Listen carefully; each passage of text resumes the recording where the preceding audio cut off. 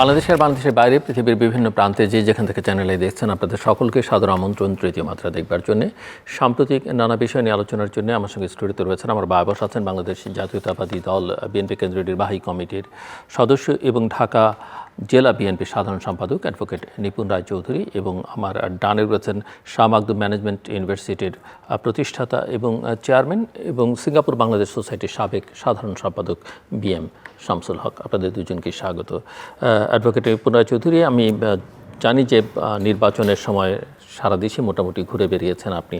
So আপনার অভিজ্ঞতা কী? মানে এবারকার নির্বাচন তো অন্য নির্বাচনগুলোর চাইতে অনেক অর্থে, এর আগে তো বাংলাদেশ গত তিনটে নির্বাচনকে প্র্যাকটিক্যালি কোনো নির্বাচন ছিল না, বাট ক্যাম্পেইন ধারণ সব কিছু, প্রতিপক্ষ সব কিছুই একেবারে অন্য রকমের ছিল। সো আপনার এক্সপিরিয়েন্স কী বুঝলেন সারা দেশ ঘুরে? ধন্যবাদ আপনাকে। সর্বপ্রথম আমি খুলনা ডিভিশনে আমরা প্রথমে যাত্রা শুরু করেছি, তারপরে আপনার সিলেট, চিটাগাং, বৃহত্তর নোয়াখালী, তারপর আপনার বগুড়া, লাস্ট খুলনা আপনার আমাদের 5 আসন সেখানেও করেছি, পঞ্চগড়ে করেছি। সব জায়গায় আমি যেটা বুঝেছি যে মানুষ অনেক সচেতন, এবং মানুষ সচেতনতার জায়গা থেকে সবাই কিন্তু একটা নিরাপত্তা, মানে নিশ্চিত নিরাপত্তা সবার ভিতরে, মানে নিশ্চয়তা চাচ্ছিলেন। এবং সবার ভিতরে আমি যেটা বুঝতে পেরেছি যে এক ধরনের, মানে একদম প্রত্যন্ত অঞ্চলগুলোতে, সেই জায়গাগুলোতে সাধারণ মানুষকে কিন্তু এক ধরনের ধোঁকা দেওয়ার চেষ্টা করা হয়েছিল। সেই জায়গায় মূলত আমরা কাজ করেছি।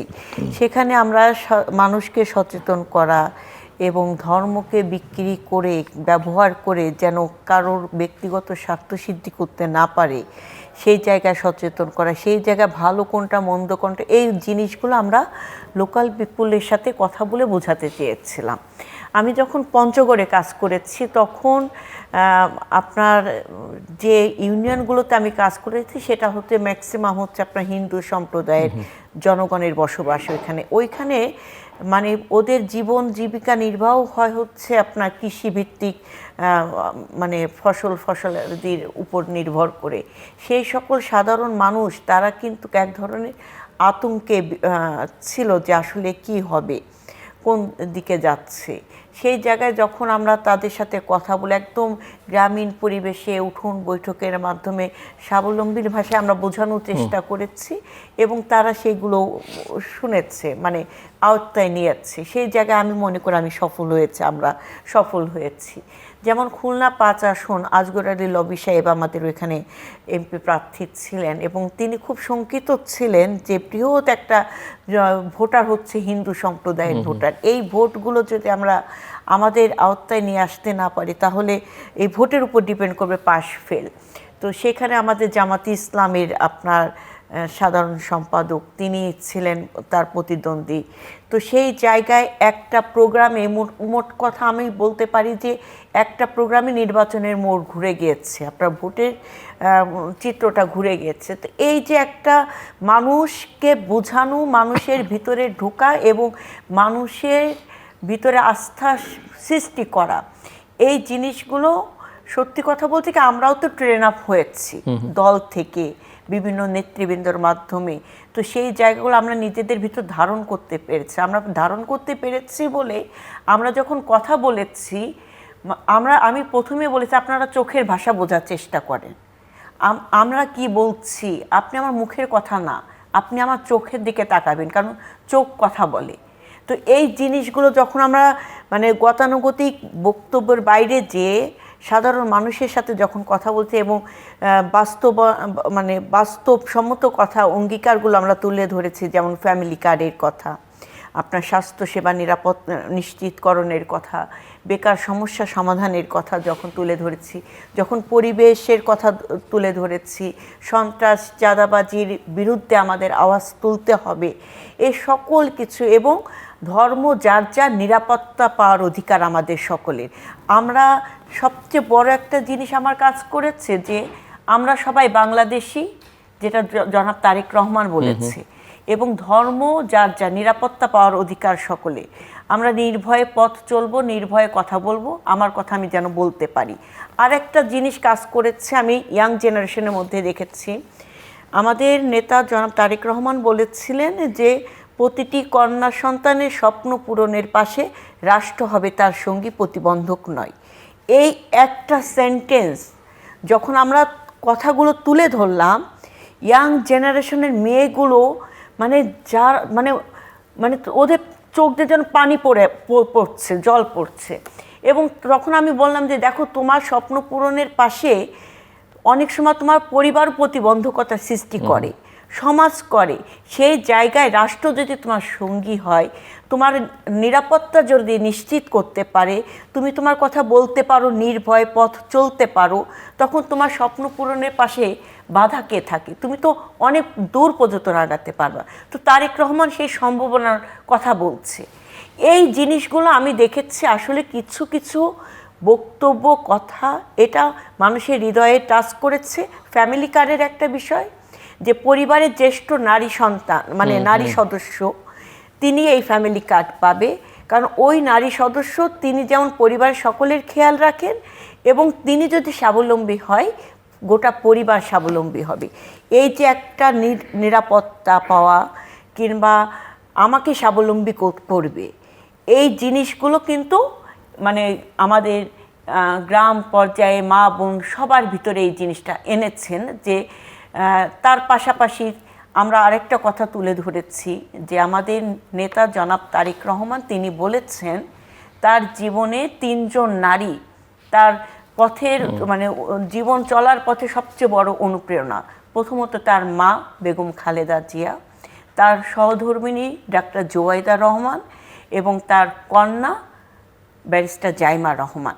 অর্থাৎ যিনি যে পুরুষ নারীদেরকে সম্মান করে, মানুষ তো প্রথমে ঘরের নারীকে সম্মান করতে হবে আপনাকে, এবং যে নেতা নারীদেরকে সম্মান করে এবং প্রেরণার জুগিয়েছেন বলতে পারে, তার কাছে গোটা নারী সমাজ নিরাপদ।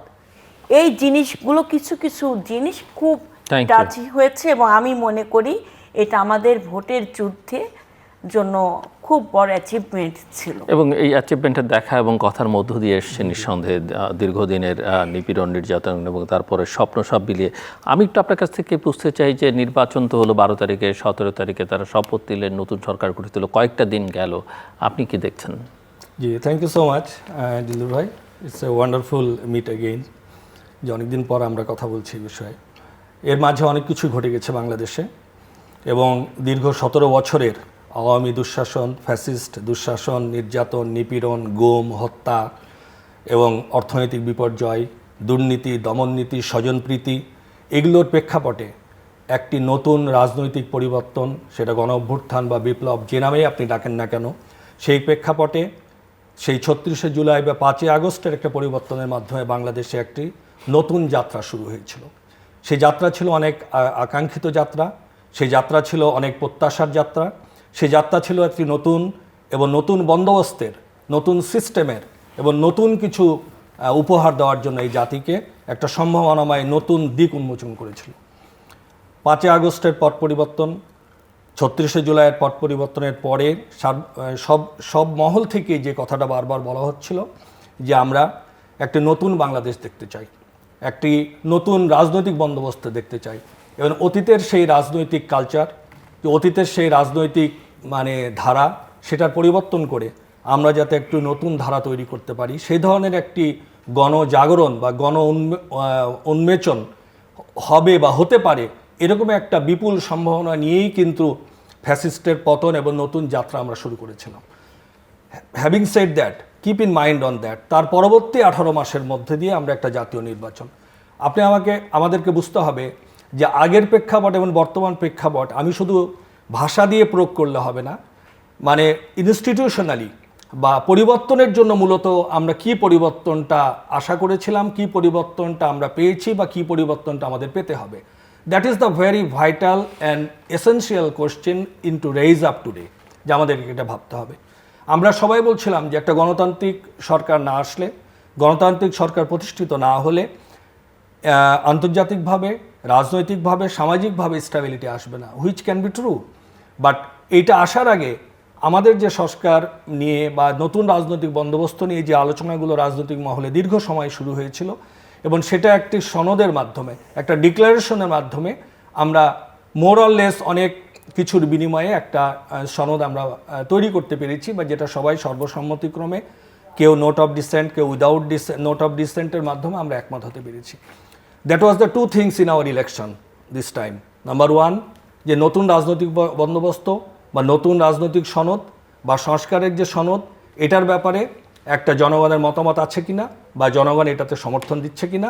সাইমেলটেনিয়াসলি আমাদের নতুন একটি সংসদ নির্বাচন, যে সংসদ নির্বাচনের মাধ্যমে নতুন একটি রাজনৈতিক শক্তি ক্ষমতায় দায়িত্ব গ্রহণ করবে, তারা পরবর্তী 5 বছর দেশ পরিচালনা করবে, in keeping the mind about the রাজনৈতিক নতুন বন্দোবস্তের যে সনদের আকাঙ্ক্ষা। আমরা দেখতে পেলাম যে জাতীয়তাবাদী দলের নেতৃত্বে যে একটা ভূমিধস বিজয় হলো, যে বিজয় হয়তো অনেকেই আশঙ্কা করেছিলেন বা আশা করেছিলেন, সেই বিজয়ই তারা পেয়েছেন অনেস্টলি স্পিকিং। এবং এর বাইরে একটা নতুন রাজনৈতিক মেরুকরণের একটা জন্ম হলো, যেটা হয়তো বিগত 54 বছরে বাংলাদেশের ইতিহাসে একটা ভূমিকম্পের মতো আবির্ভাব। সেটা হলো যে ইসলামিক শক্তির উদ্ভব, এবং এই ইসলামিক শক্তি জামাত ইসলামের নেতৃত্বে একটা রাজনৈতিক শক্তি, এবং যেটা একটা নতুন পোলারাইজ শক্তি। আপনি চিন্তা করে দেখেন ভোটের রেশিও, এমন 32% more or less they obtain the vote, আর সাইমেলটেনিয়াসলি এর এগেনস্টের পুরো শক্তিটা পেয়েছে মোর অর লেস 50%। তো এই যে রাজনৈতিক পরিবর্তন, মানে ডোন্ট ফরগেট যে একটা বড় শক্তি এখানে নির্বাচনে আসে নাই, বা ছিল না, বা থাকতে পারে নাই, বা হোয়াট এভার ইট ইজ, এটা বা বাস্তবের কারণে সম্ভব ছিল না। এই শক্তিরও একটা ভোট ছিল। তো আপনি যদি রাজনৈতিক মেরুকরণটা দেখেন, যে জামাতের নেতৃত্বে যে ইসলামী শক্তির উদ্ভব, যেটা একটি নতুন রাজনৈতিক ধারা এবং নতুন রাজনৈতিক ভূমিকম্পের জন্ম দিল, আবার সাইমেলটেনিয়াসলি জাতীয়তাবাদী শক্তির নেতৃত্বে একটি নতুন রাজনৈতিক সরকার প্রতিষ্ঠিত হলো। মাঝখানে মানুষের আশা আকাঙ্ক্ষা, সংস্কার এবং রাজনৈতিক যে নতুন বন্দোবস্তের যে আকাঙ্ক্ষা আমাদের সামনে আছে, এই প্রেক্ষাপটে এই সরকারের যাত্রা শুরু হলো 17 তারিখে, যেটা আপনি বলেছেন। এই সরকারের যাত্রা is too early two actually explain and too early two জাজ। হ্যাঁ, it is but morning shows the day, যদি আপনি এভাবে বলেন। একটু আগে আপা বলছিলেন যে প্রাইম মিনিস্টার তারেক রহমান, যে উনি 3 নারীর কাছ থেকে যে ইন্সপিরেশন পেয়েছে, এবং এইটা জনগণকে আপারা বোঝাতে পেরেছেন, বা এটা বুঝেছে অনেকে, এবং যার কারণে ভূমিধস বিজয়। কিন্তু আপনি দেখেন বিগত 3 দিনে 3টি রেপের ঘটনা, হ্যাঁ, যেটা গোটা জাতিকে আলোড়িত করেছে।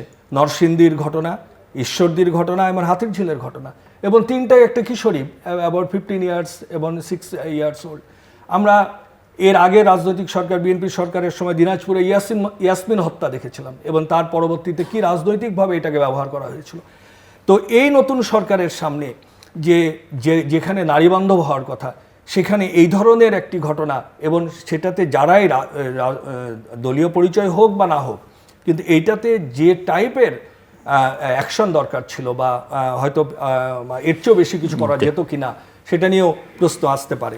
তাই আমি বলতে চাচ্ছি যে মর্নিং শোজ দ্য ডে যদি আপনি বলেন, তারপরে ঋণ খেলাপিদের নিয়ে আমরা কথা বলেছি অনেক আগেই, আপনার অনুষ্ঠানে আমরা শুনেছি, দেখেছি, অনেকেই বলেছেন। আপনি বাংলাদেশ ব্যাংকে গভর্নর নিয়োগ দিলেন, হি হিমসেলফ ইজ এ ঋণ খেলাপি। আমি জানি না how to do is that, but media যেটাতে এসছে। তো আসলে আমাদেরকে কিছু জিনিস তো ইনিশিয়ালি কারেক্ট করতে হবে। From the day one we have two be more careful and sincere in order to do our job. যদি ইনিশিয়ালি, নর্মালি আমরা কি হই, যখন আপনি প্রথম দায়িত্ব পান, তখন মোর সিনসিয়ার থাকেন to carry out the job, to maintain your responsibility. তো আমরা যদি ইনিশিয়ালি এই জিনিসগুলো শুরু হয় এইভাবে, তাহলে ইট ইজ সংশয় থাকে, সংশয় শুরু হয় কিনা এই ব্যাপারেও আপা হয়তো ভালো বলতে পারবে, বা আরো অ্যান্সার দিতে পারবে। অ্যাডভোকেট নেবুরা চৌধুরী, দেখুন, আপনার দীর্ঘ 17 বছর পর জরাজীর্ণ একটি বাংলাদেশে 18 মাস পরে আপনার ফ্যাসিস্ট পতনের পরে একটা নির্বাচন, হ্যাঁ, তো সেই নির্বাচনে আমি এখন বলতে পারবো না এটা নিয়ে, যে আপনার বাংলাদেশ ব্যাংকে গভর্নর নিয়োগের বিষয়টা নিয়ে আমি খোলামেলা এখন কথা বলতে পারবো না, কারণ এখানে সিদ্ধান্ত হয়েছে এবং নতুন নিয়োগ হয়েছে। এই নিয়োগের সাথে সম্পৃক্ত যারা ছিলেন তারা বলতে পারবেন এই বিষয়ে। তো সেটা নিয়ে আমি খুব খোলামেলা বলতে চাচ্ছি না। তবে আমি প্রত্যাশা করি যে বর্তমান প্রধানমন্ত্রী তিনি খুব দায়িত্বশীল, এবং সবচেয়ে নিপীড়নের শিকার হয়ে কিন্তু তিনি একটা দেশের ক্লান্তিকালে কিন্তু দায়িত্বভার গ্রহণ করেছেন এবং জনগণের ম্যান্ডেট নিয়েই তিনি সরকার গঠন করেছেন।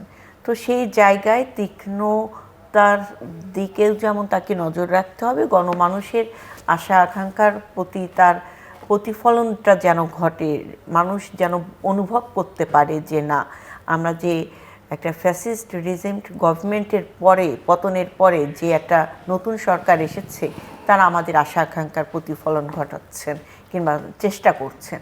তো সেই জায়গায় আমি একটা জিনিস আপনাকে বলবো যে আপনি যদি মন্ত্রিসভাটার দিকে তাকান, তাহলে কিন্তু খুব বিতর্কিত কোনো মানুষ নাই কিন্তু এখানে।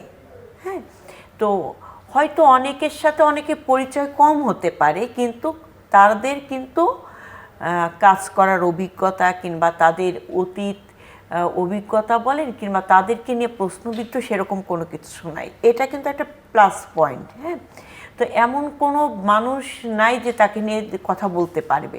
তো সেই জায়গায় আমি বিশ্বাস করি যে আমাদের প্রধানমন্ত্রী তিনি খুব সচেতন আছেন এবং তিনি খুব আন্তরিকতার সাথে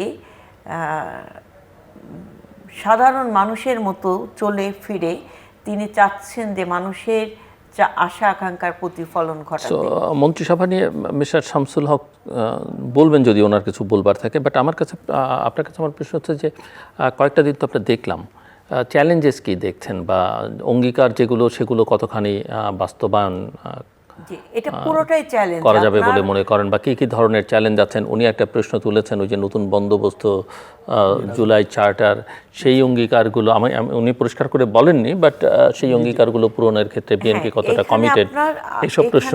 নোট অফ ডিসেন্ট সহ জুলাই সনদ যে সাইন করা হয়েছে সেখানে আপনার গণভোটের কিন্তু সেটা পাশ হয়েছে, ঠিক আছে, কিন্তু এটা তো একটা সংবিধান সংশোধনের বিষয় আছে। তো প্রথম অধিবেশনের পর আমরা কিন্তু খুব ক্লিয়ার বলতে পারবো, এবং আমাদের বর্তমান স্বরাষ্ট্রমন্ত্রী তিনি কিন্তু দায়িত্ব গ্রহণ করার আগেই আপনার যখন সংসদ সদস্যরা ওথ নেন তখন কিন্তু তিনি বলেছেন যে আমরা সংবিধান সম্মত রেখে সংবিধানের মধ্যে এখন যতটুকু আছে ততটুকু আমরা আমাদের পার্লামেন্টারি শপথটা গ্রহণ করছি, এবং পরবর্তীতে সংস্কার সনদ যেটা আছে সেটা আমরা পরিষদ আর কি সংস্কার পরিষদ সেটা আমরা পরবর্তীতে পার্লামেন্টে আমরা উত্থাপন করে তারপরে এটা আমরা করব, মানে সংবিধান সম্মত করে কিন্তু সেই প্রসেসটা হবে। তো যেহেতু জাতির সামনে পুরো মানে সকলে এক হয়ে যখন একটা জুলাই সনদ স্বাক্ষর করেছেন, অবশ্যই তার দায়বদ্ধতা তো এই সরকারের আছে, এবং সেখানে আমি বিশ্বাস করি যে সর্বোচ্চ দিয়ে হলো এই জুলাই সনদকে সম্মান রেখেই আগামী দিনে পরিচালনা হবে সব কিছু, সেদিকেই যাচ্ছে কিন্তু সব। আর একটা যেটা হচ্ছে নতুন বন্দোবস্তের কথা বলা হয়েছে যে আমাদের সংস্কৃতি বলেন আমাদের অন্য সব, কারণ একটা ইসলামী আপনার দল, হ্যাঁ, একটা বৃহৎ ইসলামী দল বড় একটা অংশ জুড়ে আছে এখন। এই জিনিসটা কখনোই হতো না যদি বিগত সময়ে আওয়ামী লীগ সরকার সঠিকভাবে রাজনীতির চর্চাটা করত। তাদের চর্চাহীনতার কারণেই কিন্তু আজকে এই ইসলামপন্থী রাজনৈতিক দল বলেন তারা 84টা সিট পেয়েছে। হ্যাঁ, তো সেই জায়গায় আমি মনে করি যে মানুষ তার ভোটের অধিকার, গণতান্ত্রিক অধিকার প্রয়োগ করতে পেরেছে, এবং মানুষ তার এই যে একটা উৎসবের মধ্যে দিয়ে আপনার নির্বাচনটা উপভোগ করেছে। তো তাকে তো সিদ্ধান্ত নিতে হয়েছে। আবার একটা গোষ্ঠী আছে আপনার সমর্থক গোষ্ঠী, যারা আওয়ামী লীগের সমর্থক গোষ্ঠী, তারাও কিন্তু এক ধরনের বলছে প্রকাশ্যে যে আপনারা ভোট কেন্দ্রে যাবেন না, কিন্তু আবার কিন্তু তারা দেশের মধ্যে একটা নৈরাজ্য তৈরি করার জন্য কিন্তু তারা বিভিন্ন ধরনের ষড়যন্ত্রে লিপ্ত ছিল। এই সকল ষড়যন্ত্র কিন্তু আমাদের মাঠ পর্যায়ে থেকে কিন্তু মোকাবেলা করতে হয়েছে। তো সেই জায়গায় আমি মনে করি যে বাংলাদেশের জনগণ সচেতন আছে, সচেতনতার জায়গা থেকে বাংলাদেশের জনগণ বুঝতে পেরেছে যে দেশের জন্য, দেশের মানুষের আশা আকাঙ্ক্ষা প্রতিফলন যেন ঘটে কার হাতে, নিরাপদ বাংলাদেশ, সে নিরাপদ হাতেই কিন্তু দেশ অর্পণ করেছেন, দায়িত্ব অর্পণ করেছেন দেশের জনগণ। এ দেশের মালিক দেশের জনগণ, দায়িত্ব গ্রহণ করেছেন বাংলাদেশ জাতীয়তাবাদী দল সরকার, বর্তমান প্রধানমন্ত্রী জনাব তারেক রহমান। এবং আমি বিশ্বাস করি আমরা, কারণ আমরা তো দেখছি আজকে দেখেন জামাত ইসলামের ইফতার পার্টিতে প্রধানমন্ত্রী তিনি গিয়েছেন তার মন্ত্রী পরিষদ সহ আরও তার সফর সঙ্গীদেরকে নিয়ে। এটা কিন্তু একটা খুব ভালো দৃষ্টান্ত, তাই না? কিন্তু বিগত 17 বছরে আমরা এই দৃষ্টান্ত কখনোই দেখি নাই। এবং তিনি যখন জ্যামে পড়ছেন পায়ে হেঁটে সচিবালয়ে ঢুকছেন, এবং প্রধানমন্ত্রীর কার্যালয়ে তিনি শনিবারে তিনি অফিস করছেন, সকাল 9টা বাজে তিনি চলে যাচ্ছেন, প্রত্যেকটা মন্ত্রণালয় ডেকে ডেকে ছোটোখাটো সব বিষয়ে তিনি তীক্ষ্ণ নজর রাখছেন। হ্যাঁ, যেমন উনি অফিস থেকে বের হচ্ছেন, এর মধ্যে শুনছেন যে তার এক কর্মকর্তা, সচিবালয়ের কর্মকর্তা তার সন্তানকে খুঁজে পাচ্ছে না। তিনি কনসার্নস হয়ে সাথে সাথে তার ব্যাপারে ব্যবস্থা গ্রহণ করেছেন। এখন আপনি প্রশ্ন করতে পারেন যে তিনি ব্যবস্থা গ্রহণ করছেন, তাহলে তিনি এভাবে কত দিকে তিনি রাখবেন? ডেফিনেটলি চোখের সামনে একটা জিনিস ঘটে যাওয়া, তাৎক্ষণিক সেই একটা ব্যবস্থা গ্রহণ করা, এবং পরবর্তীতে এটা কনসার্নস যে ইনস্টিটিউটগুলো আছে তাদেরকে সতর্ক করে দেওয়া যে প্রধানমন্ত্রী কনসার্নস এই বিষয়গুলো। আর আমাদের রিসেন্ট যে ঘটনাগুলো ঘটছে আপনার ধর্ষণের বিষয়ে, এটা সত্যি আমরা খুবই মর্মাহত, এবং আমি বিশ্বাস করি যে এই গভর্নমেন্ট যথাযথ ব্যবস্থা গ্রহণ করবেন। কারণ দেশের একটা ক্লান্তিকালে যখন নারীরা 9 মাসে শিশু থেকে শুরু করে বৃদ্ধ পর্যন্ত যখন ধর্ষণের শিকার হচ্ছিল, তখনই কিন্তু লন্ডন থেকে বর্তমান প্রধানমন্ত্রী তিনি কিন্তু এই সকল অন্যায়, নির্যাতন, নিপীড়নের বিরুদ্ধে একটা সামাজিক সংগঠন দাঁড় করিয়েছিলেন। এখন তার শাসন আমলে কোনো নারীরা ধর্ষণের শিকার হবে না, নির্যাতনের শিকার হবে না, নিপীড়নের শিকার হবে না। যে অঙ্গীকারগুলো আমরা জনগণকে দিয়ে এসেছি, সেই অঙ্গীকারগুলো পালন করার জন্য যত কঠোর হওয়া প্রয়োজন আমি মনে করি তিনি হবেন, এবং তিনি আমরা দৃশ্যত সেই জিনিসগুলো উপলব্ধি করতে পারব। জি, মিস্টার বি এম শামসুল হক, আপনি শুনছিলেন, এবং আমার প্রশ্ন ছিল যে নিপুণ রায় চৌধুরী বলছিলেন যে মন্ত্রিসভার প্রশ্ন এবং একেবারেই বিতর্কহীন, সেখানেও যদি আপনার কোনো বক্তব্য। জি না, আপাতত বলেছেন যে আসলে ওই যেটা শুরু করেছিলাম morning shows day, minister of course prime minister তা পিক করবে, চুজ করবে উনি যাকে যেখানে ভালো মনে করবে in order to run the smoothly the government, এটা ঠিক আছে। কিন্তু আমরা কিছু মন্ত্রীর ইনিশিয়াল যে বক্তব্যগুলো, সেই বক্তব্যগুলো তো ডিবেটেবল। যেরকম আমাদের একজন মন্ত্রী বলা চাঁদা নিয়ে যে ডেসক্রিপশন দিলেন আর কি, যে এক্সপ্লেনেশন দিলেন, এটাও তো জনগণ আহত হয়েছে যে উনি অ্যাকচুয়ালি কী বোঝাতে চাচ্ছেন এইভাবে আর কি। এটা নিয়ে তো social media it was a big hype on that. তারপরে গভর্নর নিয়ে তো আমি বলছিলাম আর কি। কিন্তু আসলে মন্ত্রীদের আরেকটু মনে হয় সংযত হওয়া দরকার। ইনিশিয়ালি উনি দীর্ঘ 17 বছর লন্ডনের মতো জায়গায়, ইংল্যান্ডের মতো জায়গায় রাজনীতিকে ওয়াচ করেছে, দেখেছেন। তো স্বাভাবিক ব্যাপার, একজন লোক যখন দীর্ঘদিন দেশের বাইরে থাকে, তো তারপরে যে দেশ সেবার সুযোগ পায়, দেশের দায়িত্ব পায়, তো স্বাভাবিক ব্যাপার ওনার মাথায় তো দে হ্যাভ এ ড্রিম যে সামথিং, যে we have to implement something like others, এখানে তো আমাকে নতুন কিছু করতে হবে।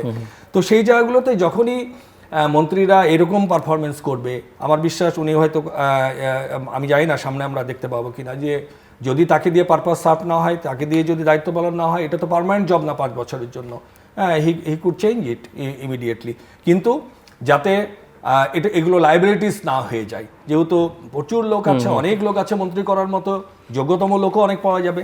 কিন্তু আমার মনে হয় যেখানে যখন যেটা প্রবলেম হবে সেটা যদি অ্যাড্রেস করা যায় বা করতে পারে আপাদের দল বা আপারা, এটা চেক অ্যান্ড ব্যালেন্স করতে পারে, তাহলে হয়তো জনগণ এই জায়গাগুলোতে আর একটু ট্রান্সপারেন্ট অ্যাপ্রোচ পাবে, নাম্বার 1। সেকেন্ডলি যে জিনিসটা যে আপনি বলছিলেন আর কি, যে জুলাই চার্টার নিয়ে, দেখেন 1400 হত্যাকাণ্ড, সেই হত্যাকাণ্ডগুলো আমরা দেখেছি কিভাবে লাশ পুড়িয়ে দেওয়া হয়েছে, কিভাবে নির্বিচারে গুলি করা হয়েছে, এবং এই যে তরুণ, ছাত্র, কৃষক, শ্রমিক, সব শ্রেণী পেশার মানুষের মধ্য থেকে যে একটা বিরাট রক্তপাতের মধ্য দিয়ে যেটা হলো, সেইটার বিচার। এবং এখনও যারা অঙ্গহানি হয়েছে, চোখ হারিয়েছে, হাত পা হারিয়েছে, প্রায় 20,000-এর মতো মানে বিভিন্ন শ্রেণী পেশার মানুষ, ছাত্র, যুবক, তরুণ, এদের জন্য যারা এই যে দলীয় বাহিনীর মতো আচরণ করেছে এবং যারা এটার সাথে জড়িত, এই বিচারগুলো আলটিমেটলি হতে হবে। ইন্টারন্যাশনাল আইসিসি কোর্ট যেটা আমাদের আছে, সেখানকার যে চিফ প্রসিকিউটর দেখা গেল যে তাকে সরিয়ে দেওয়া হলো। আমি জানি না, এগুলোতে তো রাজনৈতিক হস্তক্ষেপ দরকার নাই আমি মনে করি। যাকে যেখানে যেরকম যে কোনো প্রধানমন্ত্রী বা যে কোনো গভর্নমেন্টের তার দলীয় লোক সেই জায়গাগুলোতে লাগবে যেখানে পলিসি মেকিংয়ের জন্য, কিন্তু আইনের জায়গায়, বিচারের জায়গায়, যেখানে মানে এডুকেশন রিলেটেড বা যেই জায়গাগুলোতে সার্বজনীন লোক দরকার, যোগ্যতম লোক দরকার, সেই জায়গাগুলোতে দলীয়করণের মাধ্যমে দলীয় আইনজীবী দিতে হবে বা দলীয় প্রসিকিউশন দিতে হবে। এটা কতটুকু যুক্তিযুক্ত I am not very sure, but এটা হয়তো পিপলস ওয়াচ করবে, জনগণ ওয়াচ করবে যে তাজুল সাহেবকে সরিয়ে দিয়ে ওখানে আমরা কি এইটার একটা ধারাবাহিকতাকে নষ্ট করলাম, নাকি আমরা আরও বেটার ভালো জাজমেন্ট দেওয়ার জন্য বা আমরা যাতে আরও ট্রান্সপারেন্ট জাজমেন্টের দিকে আমরা যেতে পারবো কিনা, that is a big question right now. আমরা জানি না, সময় এটা সামনে বলে দিবে যে what is going to happen in next few months and next few days in coming. তা থার্ডলি আরেকটা জিনিস, যে জিনিসটা বলা হয় যে আসলে আপনি দেখেন যে আমাদের দুটো জিনিসকে আমাদের অ্যাড্রেস করতে হবে নতুন বন্দোবস্তের মাধ্যমে, যেটা আমাদের দেশকে রাইট ডিরেকশনে নিয়ে যেতে পারে। সেটা হলো যে আমাদের বাংলাদেশ ব্যাংকের গভর্নর হিমসেলফ, যদি এটা সত্য হয় মিডিয়ার খবর, যে উনি নিজে হলো মানে ব্যাংকারাপসি। তো আমাদের আমরা ফ্যাসিস্ট আমলের কি ঘটনা জানি, $234 বিলিয়ন বিন অ্যাকচুয়ালি মানে দেশের বাইরে পাচার হয়েছে as by the TIB report, তাই না? এবং এইটা কারা করেছে? পলিটিশিয়ানরা এবং সামরিক এবং বেসামরিক আমলারা। 27 লক্ষ কোটি টাকা আমাদের দেশ থেকে পাচার হয়েছে। এটা ওই যে দেবব্রত সাহেবের যে তদন্ত কমিটি তাদের রিপোর্টে, তাই কি না? এবং $255 বিলিয়ন আমরা রেমিটেন্স পাঠিয়েছে আমাদের প্রবাসী যোদ্ধারা। তাহলে প্রবাসীরা অলমোস্ট মাত্র 10, 15 or 20 বিলিয়ন ডিফারেন্স। আমরা এখান থেকে পাচার করছি $235 বিলিয়ন, আর আমাদের রেমিটেন্স যোদ্ধারা 17 বছরে পাঠিয়েছে $255 বিলিয়ন। আমরা কষ্ট করে আমাদের প্রবাসী যোদ্ধারা পাঠাচ্ছে আর আমরা এখান থেকে পাচার করছি। এটা বন্ধ করতে হবে। এবং এটা যদি আমি বন্ধ করতে না পারি, এটার জন্য যে ইনস্টিটিউশনাল সংস্কার দরকার ছিল, এটা হয়তো এতদিন হয়নি, যেটা রাজনৈতিক গভর্নমেন্টের উপর দায়িত্ব পড়েছে। এটার ব্যাপারে এই গভর্নমেন্টের নেতৃত্বে এবং এই গভর্নরের নেতৃত্বে এগুলো হবে কি না, যে হি হিমসেলফ ইজ এ মানে ব্যাংকারাপসি। তো আমার মনে হয় এখানে এই নিয়োগগুলোর ক্ষেত্রে আর একটু সচেতন হওয়ার দরকার ছিল বা আছে হয়তো বা। আর অন্যান্য মানে আপনার কি বলে জুলাই সনদ, তারপরে হলো আপনার এই ব্যাংক কারাপসি বন্ধ করা, তারপরে হলো আপনার দুর্নীতি দমন করা। It is a big challenge right now. So Nipun Chowdhury, কিছু কমিটমেন্ট, আপনাদের কিছু অগ্রাধিকারের কথা আমরা জানি, অন্তত 3টা অগ্রাধিকার তো খুব প্রকাশ্যেই বলা হচ্ছে, কিন্তু চ্যালেঞ্জের অর্থে একটা পলিটিক্যাল চ্যালেঞ্জ, একদিকে জামাত, অন্যদিকে আওয়ামী লীগ। আমরা অর্থনৈতিক চ্যালেঞ্জ যেটা আছে সেটা আপনারাও স্বীকার করে নিয়েছেন। আরেকটা হচ্ছে যে ভূ রাজনৈতিক বাস্তবতা, এবং সেখানেও কিছু কূটনৈতিক চ্যালেঞ্জও আছে। তো এই চ্যালেঞ্জগুলো মোকাবেলা করবার জন্যে প্রথমত আমরা যখন নির্বাচনী প্রচারণা চালাচ্ছি, যখন আমরা একটা নির্বাচনী ইশতেহার ঘোষণা করব, তখন কিন্তু এই চ্যালেঞ্জগুলো আমাদের মাথায় অলরেডি তখন চলে এসেছে। এবং আমরা জানি যে পরবর্তীতে যে গভর্নমেন্টই আসুক না কেন, এই সকল কিছুই একটা চ্যালেঞ্জ নিয়ে কিন্তু তাকে রাষ্ট্র পরিচালনা করতে হবে। সেখানে সেই জায়গায় কিন্তু আমরা নির্বাচনের আগে আমরা প্রথমেই আমাদের একটা শব্দ বলেছি যে আমাদের দুর্নীতির লাগাম টেনে ধরবো। আমরা যদি দুর্নীতির লাগাম টেনে ধরতে পারি এবং প্রশাসনকে মানে আপনার আইন শৃঙ্খলা বাহিনীকে যদি জনগণের সেবক কিংবা জনবান্ধব করতে পারি, তাহলে কিন্তু এই সকল সমস্যার সমাধান হবে। এবং দেখেন আপনার যে হাজার হাজার কোটি টাকা বিদেশে পাচার হয়ে গিয়েছে, এই পাচারের সাথে সংশ্লিষ্ট মন্ত্রী থেকে শুরু করে একদম ওয়ার্ডের কর্মী পর্যন্তও কিন্তু আওয়ামী লীগের এরা জড়িত ছিল। হ্যাঁ, তো সেই জায়গায় আগামী সবে তো মাত্র যাত্রা শুরু হলো, মানে 2-3 মাস গেলে আপনি ধাপে ধাপে বুঝতে পারবেন যে আসলে বর্তমান প্রধানমন্ত্রী কতটা সচেতনতার জায়গা থেকে তিনি যে অঙ্গীকার করেছেন, সেই অঙ্গীকারগুলো পূরণের জন্য তিনি এই দায়িত্ব গ্রহণ করছেন। এখন বর্তমান বাংলাদেশ ব্যাংকের গভর্নর সাহেব তিনি ঋণ খেলাপি হিসেবে আলোচনা আসছে বলছে, কিন্তু এর সত্যতা কিংবা কতটুকু কি এটা আসলে ডিটেলসে না যে আমরা কিন্তু বলতে পারছি না। তারপরে ভাই আরেকটা কথা বলেছেন যে বিভিন্ন মন্ত্রীদের কথাবার্তা অসংযুক্ত। হ্যাঁ, তো সেই জায়গায় কিন্তু বর্তমান প্রধানমন্ত্রী তিনি কিন্তু বলেছেন, খুব বিরচিত্তেই তিনি বলেছেন যে আমি 6 মাস পর মন্ত্রীদের সকল কর্মকাণ্ডের মূল্যায়ন অবশ্যই করব। অর্থাৎ 6 মাস সময় তো আপনাকে একটা মানুষকে দিতে হবে, এবং আপনি মানুষ তো, তাই না? চেয়ারে বসলে এক একজনের এক একটা ফর্মে চলে আসে, কেউ ফর্ম নিজেরকে কন্ট্রোল করতে পারে আর কেউ নিজেকে কন্ট্রোল করতে পারে না। তো সেই জায়গায় ধরেন অসংযুক্ত যে কথাগুলো সেগুলো আমাদেরকেও পীড়া দিয়েছে, আমাদেরকেও পীড়া দেয়।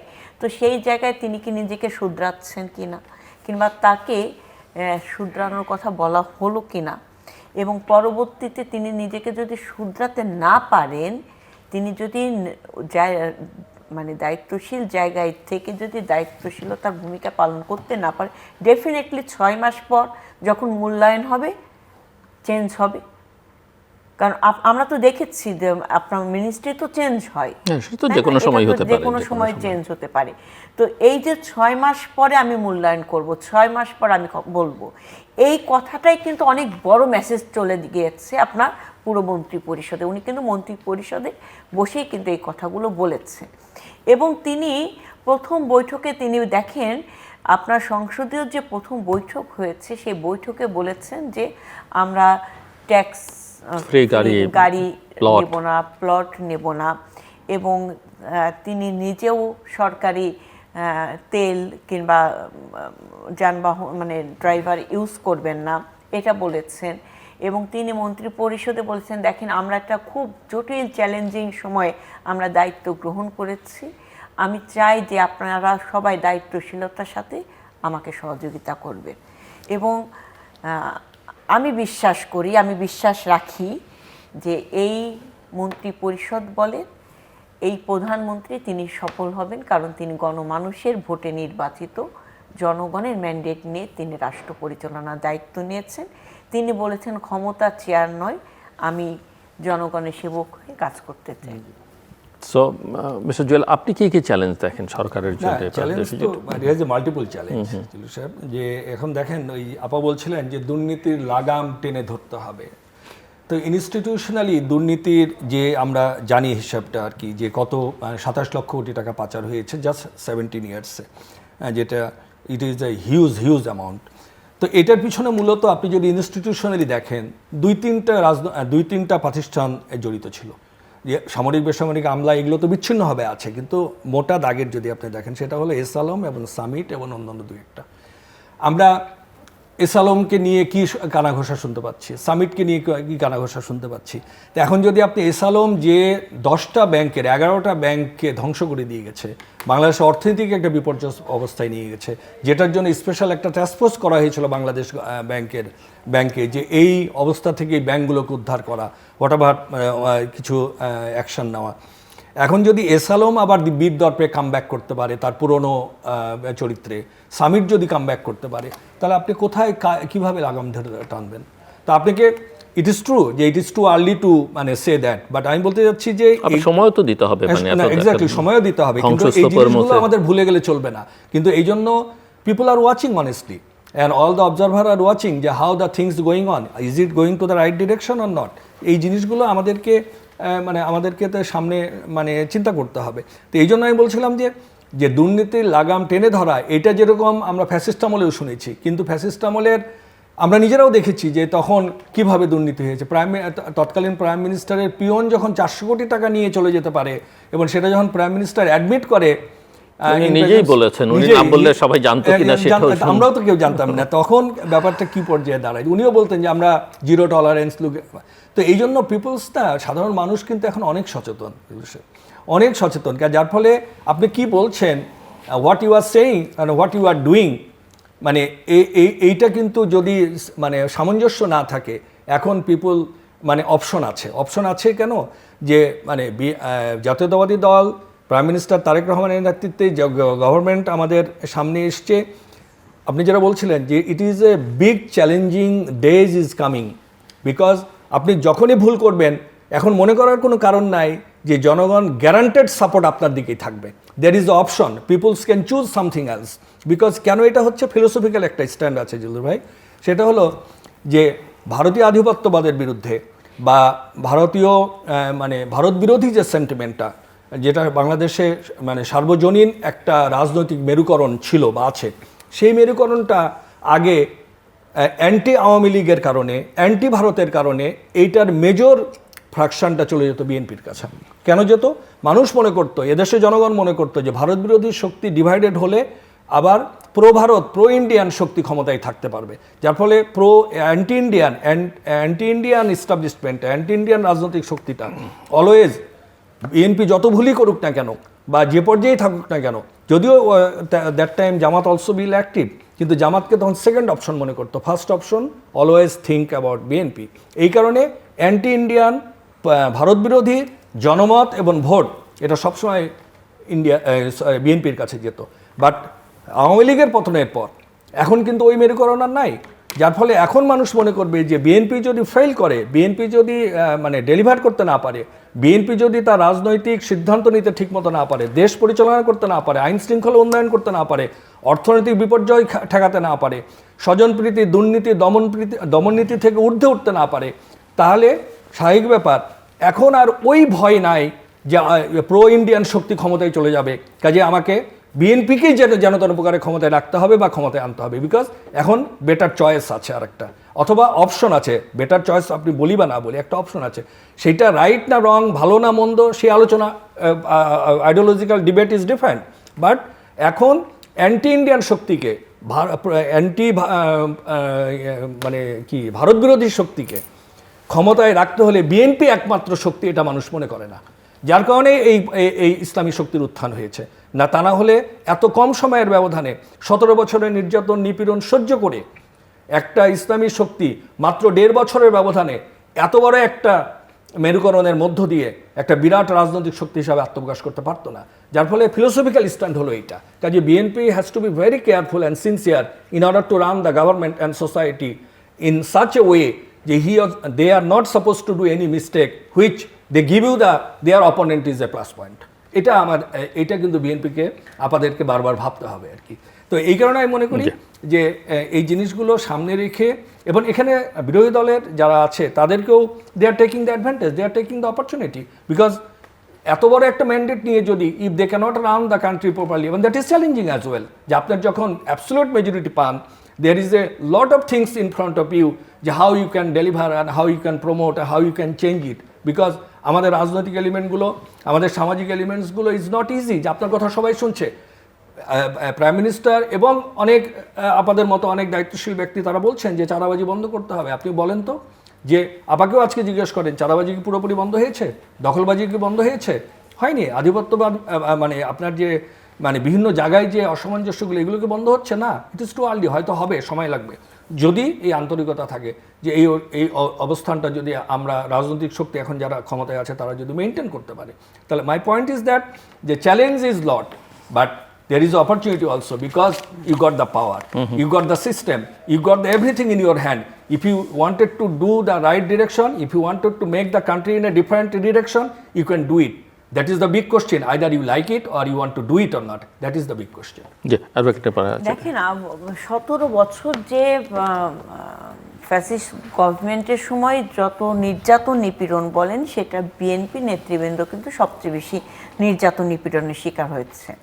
আমাদের সাবেক প্রধানমন্ত্রী, দলের সাবেক চেয়ারপারসন মরহুম বেগম খালেদা জিয়া, তিনি কিন্তু এক ধরনের নির্যাতনের নিপীড়নের শিকার হয়েই কিন্তু তিনি মৃত্যুর দ্বার প্রান্তে ঝুঁকে গিয়েছিলেন এবং শেষ নিঃশ্বাস ত্যাগ করেছেন। আল্লাহ তাকে ব্যস্ত নসিব করবেন, আমরা সবাই সেটাই কামনা করি। দলের চেয়ারম্যান তিনি দেশে আসতে পারেন নাই 17 বছরে। নেতাকর্মীরা গুম হয়েছে, খুন হয়েছে, নির্যাতনের শিকার হয়েছে, বাড়ি ঘরে থাকতে পারে নাই। তো আমরা জানি যে ভুলের মাসুল কি হতে পারে। যেটা বিগত সরকার আওয়ামী লীগ সরকার করে গিয়েছে। তারা তো বলেছে যে আমরা জিরো টলারেন্সে আছি, কিন্তু তারা কার্যত করে নাই, কারণ তারা জিরো টলারেন্সে ছিল যে আমরা জনগণের ভোট দরকার না, আমরা আমাদের ভোটেই নির্বাচিত হয়েছে, যার কারণে যেমন খুশি তেমন তারা সরকার পরিচালনা করতে পেরেছে। কিন্তু এবার তো সেই বিষয়টা না, এখন যারা রাষ্ট্র পরিচালনা করছেন তারা কিন্তু নতুন কোনো রাষ্ট্র পরিচালনা নীতিতে আসেন নাই, তারা ইতিপূর্বে আপনার একাধিকবার রাষ্ট্র পরিচালনার দায়িত্ব গ্রহণ করেছেন, জনগণের ভোটেই নির্বাচিত হয়েছেন এবং ওনারা মানে বিএনপি রাষ্ট্র পরিচালনা করেছেন, সে অভিজ্ঞতা কিন্তু বিএনপির আছে। এবং আমাদের দলের চেয়ারম্যান এবং বর্তমান প্রধানমন্ত্রী তিনি কিন্তু খুব কাছ থেকে রাষ্ট্র পরিচালনার যে নীতিগুলো তিনি তার বাবার কাছ থেকে যেমন দেখেছেন, মার কাছ থেকেও দেখেছেন, এবং পরবর্তীতে ফ্যাসিস্ট সরকারের যে নীতিগুলো সেগুলো কিন্তু খুব নিবিড়ভাবে পর্যালোচনা করেছেন। তো সেই জায়গায় আমি মনে করি যে বিএনপি ভুল করবে না, ভুল করা ঠিক হবে না, কারণ জনগণের ম্যান্ডেটেই কিন্তু এসেছে।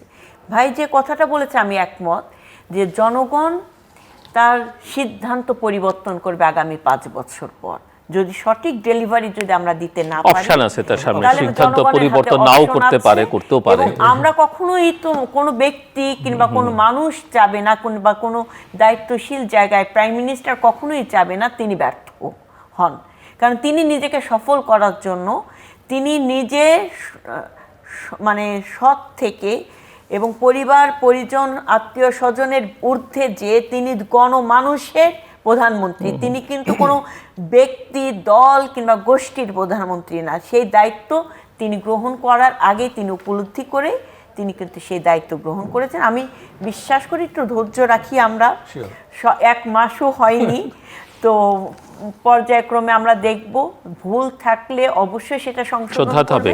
সবচেয়ে বড় একটা জিনিস কি যে আপনার এই যে আমরা যে যেমন দেখলাম, যেমন বাংলা একাডেমি পুরস্কার নিয়ে একটা ঘটনা ঘটেছে, পরে আবার চ্যালেঞ্জ ছিল না, চ্যালেঞ্জ ছিল না, এই যে ফেব্রুয়ারি মাসেই বই মেলা হবে, ফেব্রুয়ারিতেই হবে, এই যে একটা সিদ্ধান্ত যে আমার সংস্কৃতি যেন ঘুরে না যায়, কিংবা কোনো গোষ্ঠী যেন এমন কোনো পথ তৈরি করতে না পারে যে ফেব্রুয়ারিতে অমর 21শে ফেব্রুয়ারিতে বইমেলা হলো না, মার্চে যে হলো, সেটাও না। এই চ্যালেঞ্জগুলো তো হচ্ছে, এগুলো তো চ্যালেঞ্জ অ্যাকসেপ্ট করে করেই তো হচ্ছে, আগামী দিনেও হবে। আমরা ধৈর্য রাখি। আমার মনে হয় যে বাংলাদেশের জনগণ যে প্রত্যাশা রেখে ম্যান্ডেট দিয়েছে সে প্রত্যাশা পূরণ হবে। শেষ করতে হবে ছোট কথা না, আপনি ইজ অল রাইট, আমরা তো we have to wait and see how the things going on, is it right direction or not. যদি আরেকটা জিনিস মানে দুই একটা পয়েন্ট আছে, বাট 30 সেকেন্ড আমার হাতে সময় নেই, সেটা হলো যে আমাদের আননেসেসারি কিছু ওয়ার্ড আমরা দেখতে পাচ্ছি, যেটা কিছু বিতর্কিত ইয়াংদের মাঝে খুব প্রতিক্রিয়া তৈরি করেছে। যেগুলো আমাদের মানে আমাদের ইকবাল হাসান মাহমুদ টুকু সাহেব বলে দিলেন যে ইনকলাব শব্দটা নিয়ে তার মানে সে একটা এমন একটা বিতর্কিত কথাবার্তা। তা আসলে দেখেন এই ওয়ার্ডটা ইনকলাব জিন্দাবাদ, এটা বাংলাদেশের রাজনীতিতে বিগত 1.5 বছরে এবং ফ্যাসিস্ট পতনের মধ্য দিয়ে এইটা যে সার্বজনীন একটা স্লোগান, এবং এইটার রাজনৈতিক গুরুত্ব এখন অনেক। তো এখন আমি যদি হঠাৎ করে এই ইস্যুগুলোকে সামনে নিয়ে চলে আসি, এতে হয় কি সোশ্যাল মিডিয়ায় যে বিতর্কগুলো তৈরি হয় এবং ইয়াংদের মাঝে বিশেষ করে মানে অ্যান্টিফ্যাসিস্ট যে শক্তিটা, সেটা তো এই ইনকলাব নিয়ে ধারণ করে আছে। এবং আমাদের এগুলো মনে হয় অ্যাভয়েড করাই ভালো ইন দ্য কামিং ডেজ, যে আননেসেসারি যে জিনিসগুলো যাতে হলে এটা ভালো হয়, এটা একটা ব্যাপার। হ্যাঁ, তো আমার মনে হয় এই জিনিসগুলো আমরা সামনে ওয়াচ করতে হবে যে how the things going on. যে ইনকলাব নিয়ে ধারণ আমি অবশ্যই সেই বক্তব্যকে সমর্থন করছি না, সেটা ওনার নিজস্ব বক্তব্য, এটা কোনো দলীয় বক্তব্য না। কিন্তু এটা বলে তো পার পাবেন না, কিন্তু জনগণ তো এভাবে মন্ত্রীর বক্তব্য নিবে, দলের বক্তব্য হিসেবে নিবে, উনি তো স্থায়ী কমিটির সদস্য as well as senior minister. আপনার এন্টি ভারত মানে সেন্টিমেন্ট যে আপনার এই স্লোগানগুলো এভাবে মিশে গেছে, যে ধারণ করে রেখেছে বিষয়টা না, এটা কিন্তু পুরো বাংলাদেশের জনগণ, কারণ জনগণের ভোটের অধিকারকে হরণ করে এক নায়কতন্ত্র কায়েম করে। না, সেটা বললাম, কিন্তু ইনকলাব নিয়ে বিতর্ক করার তো দরকার নাই। ইনকলাব বাট এটা তো আমি যদি আবার অন্যভাবে বলি, এটা তো ওনার মতামত হতেও পারে যে মানুষ গ্রহণ করলে করবে, না করলে না করবে, কিন্তু উনি বলছেন যে আমরা করতে পারি না।